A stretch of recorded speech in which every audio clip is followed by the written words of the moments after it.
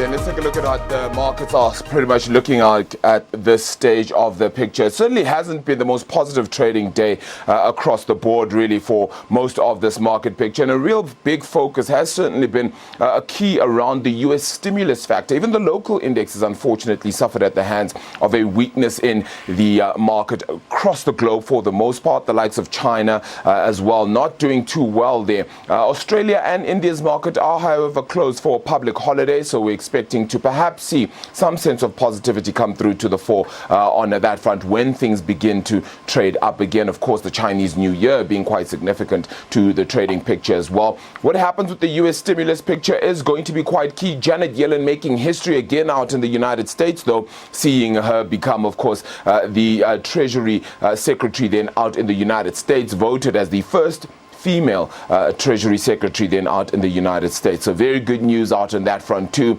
Pushing Joe Biden's stance ahead. Not so long ago, of course, Janet Yellen did also note that she would like that American lawmakers be very bold in their move to the market and ensure that they actually get things moving quite quickly. So does that mean that the $1.9 trillion U.S. stimulus package will come to the fore? One can only hope, and we'll see how things fare then on that front too. Let's take a look at how the market looks very quickly then. As I said, negativity, unfortunately, for the Hang Seng out in Asia.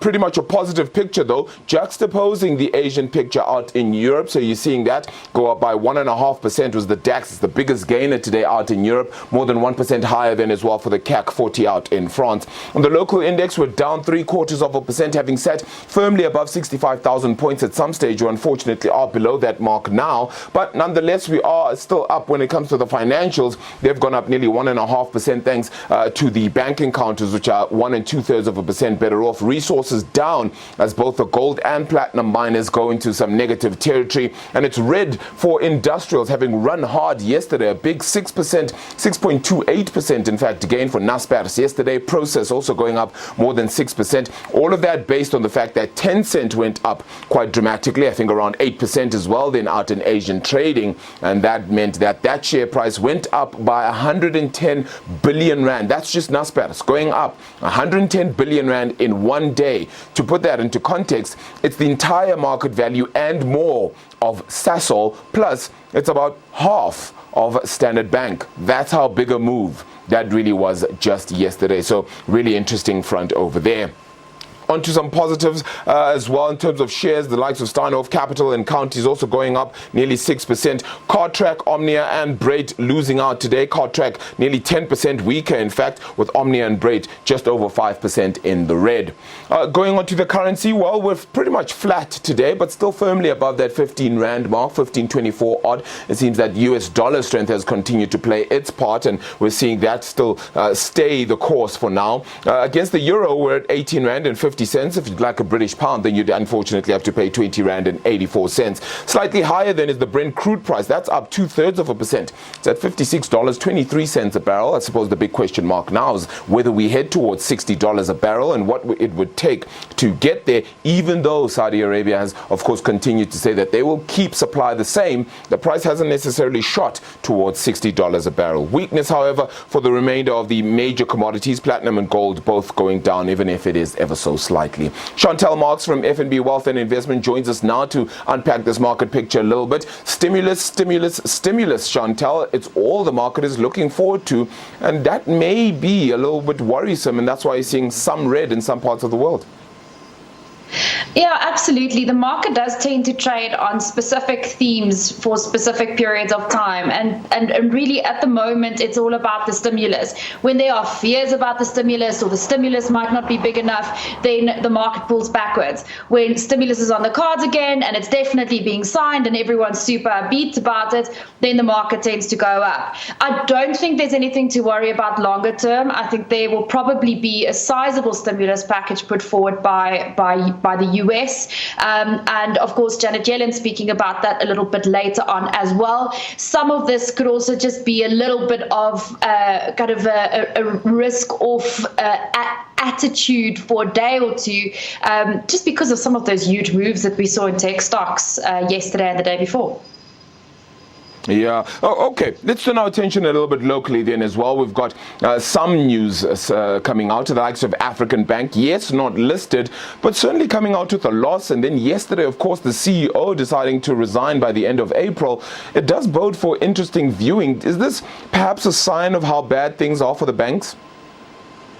No, I had a quick look at African Bank's financials, and it actually doesn't look too bad. So the loss is fully because they had to actually increase their provisions for doubtful debts or for people not being able to pay back the money that the bank has loaned to them. But generally, we've actually seen payment behavior by South Africans exceed expectations. So I wouldn't be too worried about that. And it's just a way of the bank guarding itself against possible future defaults. If you look at some of the other metrics, they actually moved forwards quite nicely.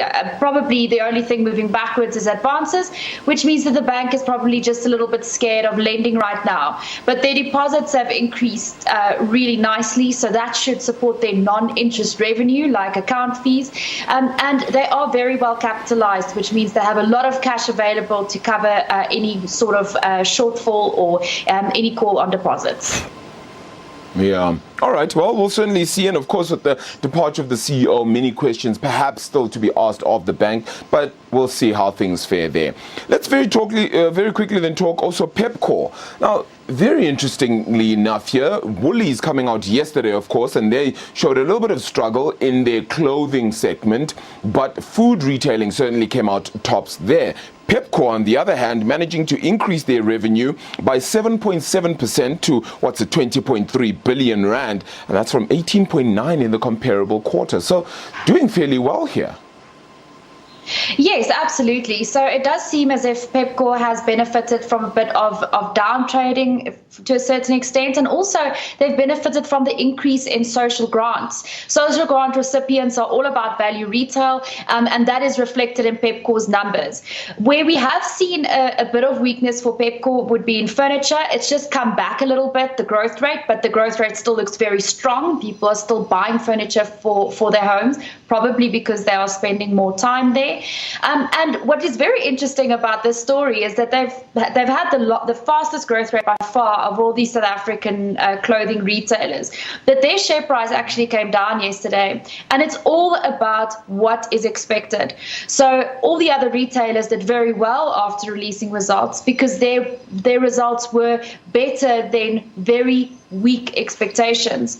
Pepkor met market expectations, but the share price is down today. So it just goes to show that even if you have a very good print or a very good update, it doesn't mean your share price is going to go up on the day. Sure. You certainly can't win in this market, can you? I mean, you perform well, market things are not looking good for the future. Is the business, though, still sufficiently structured to give off enough of these profits perhaps in future, especially an increase in revenue? Oh yeah, absolutely. I think that it has a very strong position in the South African market. It's not only Pep, but it's Ackermans as well, and a few other brands that really cater for that value segment. During times of economic hardship, a lot of people actually look for bargains and look for discounts, and this company is perfectly positioned for that. They've also invested a lot in terms of some of the other areas of the business that they can still grow. An area like cellular services, for example, or cell phones. They also have they also sell toiletries or basic goods like that. And I really like this new this Paxi service that they're actually using, which is almost like a courier company. So there are still levers to pull. There is still areas where Pepkor can grow. They've got a very strong balance sheet, a solid management team. It really is a stock that I like for the very long term still. All right, very interesting. Here's a stock that anybody would probably like for the long term by the seams of it, Naspers. And yes, it's a fairly oldish story in the sense that it went up yesterday, perhaps a little bit down today. But just how far can Naspers go? I mean, we had seen it split and form process because it was just going a little bit too high. It's still going high. 4,000 now seems to be a possible mark very soon, just around 3,700 now, gaining the value of Sasol all in one day. How far can we go here? I think this also tells you how low Sasol's share price is, or market cap is at the moment, relative to history. But Naspers really is a story of two kind of growth vectors, or two. It's actually two separate stories. The one is Tencent. If Tencent continues to grow and Chinese people continue to love the Wexian or the WeChat app and the ecosystem there, they continue to play games, Tencent continues to make good acquisitions and good investments, then Naspers can go as high as Tencent would allow it to go. The other part, of course, is some of the other businesses that is still embedded in the process structure, which isn't really making money yet, but have a lot of potential in places like food delivery and classifieds. So it really does depend on those underlying businesses. And then perhaps the final thing, which Naspers has absolutely no control over, very frustratingly so for management, is that discount that it trades at relative to the companies that it has under its umbrella needs to close a little bit. It is extremely deep. It trades at 50% of its underlying value, and that really is something that needs to change over time for investors to get their maximum reward out of holding that share. Sure, what an interesting stock that certainly is. We'll certainly keep abreast of it. Chantel, really appreciate the time though. Thank you so much for it. Chantel Marks from FNB Wealth and Investment, helping us get to grips with the latest from this market picture.